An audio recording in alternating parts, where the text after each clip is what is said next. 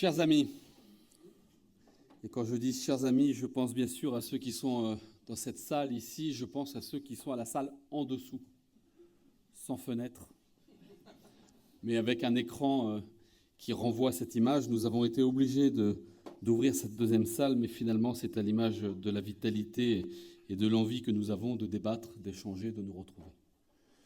Je veux saluer aussi ceux qui ne sont pas là, ceux qui n'ont pas pu venir, pour d'abord des raisons très simples, c'est que nous étions complets, mais aussi pour celles et ceux qui ne pouvaient pas être là pour des raisons personnelles, d'agenda ou de difficultés. Je voudrais vous remercier tous et toutes, et d'abord saluer et remercier les bénévoles qui ont organisé cette journée et qui ont beaucoup travaillé.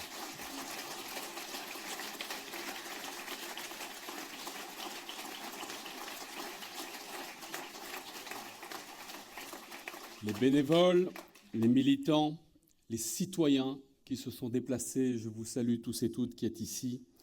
Je salue bien entendu les élus qui, depuis le maire de Liffré jusqu'aux députés nationaux européens, un ancien président de la République, un ancien Premier ministre, se sont déplacés, tous et toutes, pour passer du temps ensemble, pour échanger, pour débattre, pour réfléchir. Et j'espère que ça vous a fait du bien comme à moi. Du bien de se retrouver dans ce moment de fraternité, de plaisir retrouvé, de nous rencontrer, d'échanger, et tout simplement, finalement, de faire vivre cette fraternité qui ne doit jamais nous quitter. Cette fraternité qui fait que dans la diversité de la gauche, nous sommes capables de nous parler toujours, que nous sommes capables d'avoir ensemble des désaccords, que nous sommes capables d'avoir ensemble des chemins mêlés malgré nos différences. Parce que nous avons un but commun, qui est le progrès social, qui est le progrès environnemental et qui est de participer à la marche du monde. À partir du moment où nous voulons assumer nos responsabilités, dans nos quartiers, dans nos villes, dans nos départements, au niveau national ou européen, nous voulons finalement assumer nos responsabilités. Et ça commence par là. Venir un samedi, faire de la route, pour certains depuis le bout de la Bretagne, pour d'autres depuis les montagnes des Pyrénées, chère Carole, pour d'autres encore depuis les vieilles montagnes du Massif central ou des Alpes pour Najat qui est reparti dans son train pour retrouver ce massif armoricain encore un peu plus vieux, encore plus érodé, mais tout aussi solide. Nous sommes ici tous ensemble pour faire vibrer à l'unisson nos idées. Et je le redis, nous le faisons dans un moment où nous avons besoin de nous retrouver, de nous tenir chaud ensemble et de montrer encore une fois qu'au-delà du plaisir de réfléchir, nous avons l'enthousiasme en nous. Parce que la première des choses pour assumer de vouloir reconquérir le pouvoir au niveau national, c'est d'assumer l'enthousiasme, d'assumer l'envie, d'assumer finalement de vouloir être nous-mêmes comme on le fait dans nos communes, comme on le fait dans nos collectivités locales, comme on le fait quand on assume et qu'on embrasse un mandat national, chers collègues parlementaires, députés, sénateurs ou députés européens. Nous assumons cela et nous assumons un socle de valeurs qui est inaltérable, qui n'est pas négociable et qui nous permet de dire où nous habitons et où nous voulons aller. Parce que oui, il en faut des valeurs en commun. Et c'est le choix que nous avons fait que d'ouvrir des tables rondes, et j'en remercie les participants, des tables rondes pour pouvoir mener une réflexion, un débat, poser les caps que nous voulons proposer à la société, et le faire avec des chercheurs, de le faire avec des intellectuels, des scientifiques, de le faire avec des hommes et des femmes engagés dans des associations, de le faire bien entendu aussi avec des élus. J'espère que vous avez pris plaisir à cette table ronde sur l'école, par là où tout commence.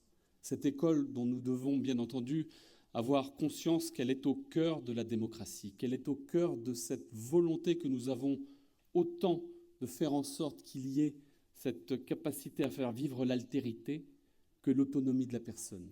Cette envie de faire en sorte que nous préparions les citoyens de demain et qu'ils soient libres de leur jugement, libres de leurs décisions et libres de mener la vie qu'ils veulent mener en préservant notre démocratie.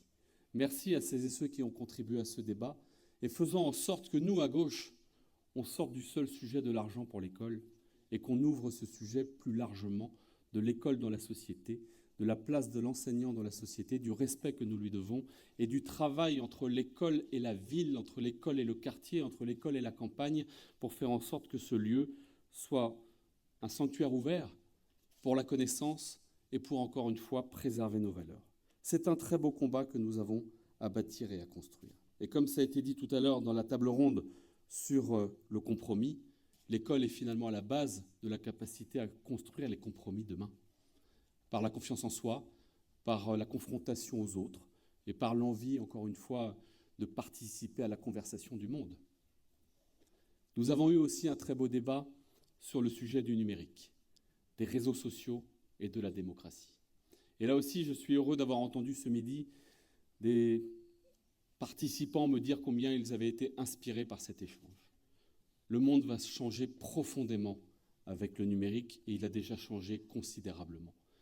L'intelligence artificielle, la capacité de transformer profondément nos sociétés depuis notre vie en tant que citoyen jusqu'à notre vie en tant que salarié ou élu, va être bouleversée par ces outils qui, s'ils ne sont pas régulés, s'ils ne sont pas limités par des règles démocratiques que nous fixons ensemble, peuvent être un danger pour nos démocraties, pour notre capacité à débattre ensemble et à ne pas nous faire absorber, entraîner par ces machines tout aussi extraordinaires que potentiellement inquiétantes. Je ne suis pas angoissé, je ne suis pas pour arrêter la science, je suis pour avoir le débat comme nous l'avons eu ce matin et faire en sorte que dans notre Europe, nous puissions finalement garder ce lieu de liberté, ce monde libre, capable de proposer un débat permanent tout en protégeant les individus et les citoyens des excès. Et les excès commencent notamment dans le monde numérique. Vous dire enfin que nous sommes ici tous ensemble, je le disais tout à l'heure, avec nos diversités, et je veux, à la suite de François, que je salue et que je remercie sincèrement, dire combien effectivement nous avons besoin de faire vivre nos partis politiques. Et c'est moi qui le dis ici, avec le chemin que vous connaissez. Je veux dire mes remerciements sincères à toutes celles et ceux qui représentent la diversité des partis de la gauche dans cette salle. Bien sûr, les amis et camarades du Parti socialiste, leurs premiers fédéraux en tête, saluer les écologistes, saluer les communistes, saluer les radicaux, saluer les hommes et femmes qui représentent Place Publique, Convention, Occitanie en commun, République en commun, toutes celles et ceux qui font que nous sommes ensemble ici pour débattre. Et je veux saluer spécialement, puisque nous sommes en Bretagne, ce beau et vieux parti qu'est l'UDB et qui est présent ici. Et je veux dire combien il est important pour la vitalité démocratique de la Bretagne, mais combien il est aussi important pour la vitalité démocratique de la gauche, parce qu'en Bretagne, sans l'UDB, il y a des combats que nous n'aurions pas menés. Vous dire enfin que pour certains de nos partis, il y a en ce moment des débats. Je pense aux écolos, je pense aux socialistes. Il faut que ces débats aient lieu et c'est tout à l'honneur des grands partis démocratiques que de mener ces débats. Celles et ceux qui sont à la marge, celles et ceux qui sont dedans avec un pied dehors, celles et ceux qui attendent avec espoir, ont confiance dans la vitalité démocratique de nos partis. Ont confiance dans la capacité à construire des lignes et à les poser ensemble. Et encore une fois, je suis très heureux que cette journée n'ait pas tenté à aucun moment de venir jouer le jeu malsain des débats internes légitimes et démocratiques de ces partis, mais de faire en sorte d'être capable de montrer dans notre diversité que des choses plus fortes encore nous rassemblent. L'espoir et l'envie d'assumer des responsabilités comme nous le faisons chaque jour dans nos collectivités. Merci à eux d'être là, merci à eux de travailler encore et toujours à rassembler les lignes. Et je le dis avec beaucoup d'humilité, c'est un combat permanent que de faire en sorte de vivre ensemble quand nous gouvernons ensemble dans nos collectivités. Mais finalement, c'est cela le plus passionnant. D'être capable, dans une commune, cher Guillaume, dans une interco, au département, cher Jean-Luc, au Christian, cher amis de la région, de construire ensemble nos équilibres. Je sais que je n'ai pas les mêmes priorités, les mêmes lignes rouges et les mêmes envies sur tel ou tel sujet que Delphine qui est communiste, ou que Ronan ou Carole écologiste, ou que Paul ou Christian régionaliste. Mais nous avons ensemble finalement une envie, c'est d'assumer la responsabilité, d'assumer le pouvoir et donc de débattre entre nous pour trouver ce consensus, ce chemin qui nous permet d'avancer et d'offrir à la Bretagne une cohérence, d'offrir à la Bretagne une force. Et la force, elle provient du fait qu'on n'est pas monolithique, elle provient du fait que nous avons des souplesses, que nous avons finalement des différences entre nous qui sont régulées, qui sont organisées et qui génèrent des débats, qui génèrent des discussions, mais qui donnent de la force au projet et au cap que nous proposons à nos concitoyens. C'est cela que je souhaite pour l'entièreté de la gauche, c'est cela que je souhaite pour l'avenir de notre pays. Vous dire enfin que nous sommes dans un moment où effectivement il faut que nous soyons capables de proposer une alternative. Nous devons assumer nos responsabilités, nous devons être capables ensemble de dire que nous avons ce goût des responsabilités. Parce que dans un an, nous aurons les municipales. Et la première des forces de la gauche, c'est le terrain.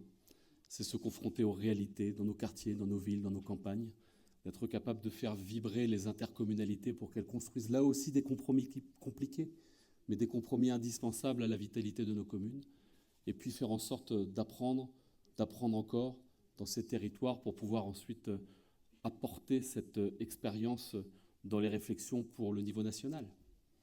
Et je salue encore une fois les parlementaires qui sont ici et qui assument des mandats municipaux, départementaux, régionaux et des mandats nationaux. Je le dis parce que c'est important, cette dualité. Et nous le voyons dans la conversation que l'on peut nourrir pour faire évoluer certaines lois, pour faire en sorte que le travail en commission soit utile, combien ces allers-retours entre le niveau national et le niveau local est important. Et puis nous devons nous poser une question. C'est effectivement ce vieux débat entre notre envie d'une République forte, capable de proposer un chemin pour tous, et cette difficulté par moment que nous avons à lâcher des responsabilités au local. C'est un sujet, c'est un débat, j'en ai parlé beaucoup avec François au regard de l'expérience qu'il a vécue, j'en ai parlé avec ceux qui ont vécu les années 80, 83.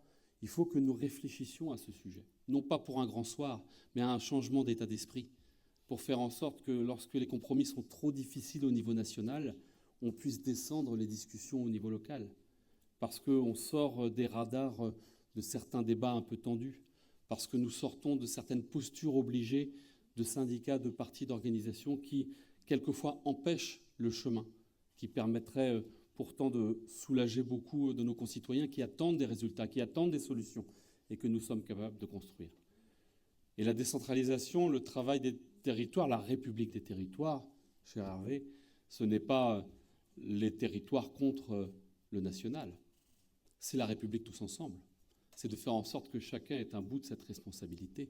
Faire en sorte que lorsque vous discutez avec vos élus locaux, vous ayez conscience que les choses remontent par la discussion avec les élus nationaux ou par les partis, pour faire en sorte que cette vitalité se renouvelle et que nous, dans nos responsabilités locales, nous assumions pleinement et complètement nos responsabilités dans un état d'esprit nouveau qui permette de renforcer la République. Parce que face à Trump, face à celles et ceux qui veulent enlever nos règles, enlever nos limites, enlever nos frontières pour finalement quoi? Trouver un nouveau marché infini dans lequel imposer leurs règles et finalement imposer leur business, eh bien, nous avons un contre-modèle à proposer. Et la République, elle peut proposer un contre-modèle, c'est la République des territoires, et avec des pouvoirs décentralisés, nous serons encore plus forts pour lutter contre celles et ceux qui veulent nous attaquer de pleine face en ne visant quelque part, excusez-moi l'expression, que la tête. Soyons tous ensemble unis et tendus vers un objectif, c'est de penser la cohésion de notre société, de toujours essayer de rassembler les hommes et les femmes sans effacer les débats, sans effacer les conflits que nous avons entre nous sur les idées, mais en étant capable, encore une fois, de les assumer dans une République apaisée. Vous dire enfin, et ce sera mon mot de conclusion, que je suis très heureux d'avoir offert à l'IFRE ce moment. Parce que finalement, l'homme politique que je suis, mais comme Carole, et je suis sûr, comme tous les autres élus ici présents jusqu'à François Hollande, nous sommes tous de quelque part. Et lorsque ce quelque part participe à faire de votre chemin et faire de ce que vous êtes, vous devez rendre au territoire. Et je voudrais vous le dire, ceux qui ne sont pas de l'IFRE n'écoutent pas, que je voulais apporter tous ces hommes, toutes ces femmes ici à l'IFRE, les faire venir pour que vous puissiez participer à cette conversation délicieuse. participez à ce débat, participez à ces réflexions, parce qu'il faut toujours garder le goût de la politique. Il faut toujours garder le goût du débat. Il faut toujours garder le goût de se lever un matin et de se dire, un samedi où il fait beau, on va passer une journée dans un bâtiment pour écouter des gens parler, débattre, échanger. C'est précieux. Et je le dis aux Liffréens, mais je le dis à vous tous et toutes, c'est cela notre chance. Continuons de nous organiser, continuons d'échanger, continuons de rassembler dans nos diversités celles et ceux qui veulent construire et bâtir. Et laissons les gens qui pensent que le chaos est la solution à l'extérieur, loin de nous. Laissons celles et ceux qui pensent que la pureté est la solution et que la destruction de l'autre est la solution pour gagner le pouvoir, loin de nous. Soyons fiers, encore une fois, de nos différences, soyons fiers de ce qui nous unit, soyons fiers de notre République et soyons fiers de nos territoires. Vive la Bretagne, vive la République et vive la France. Merci.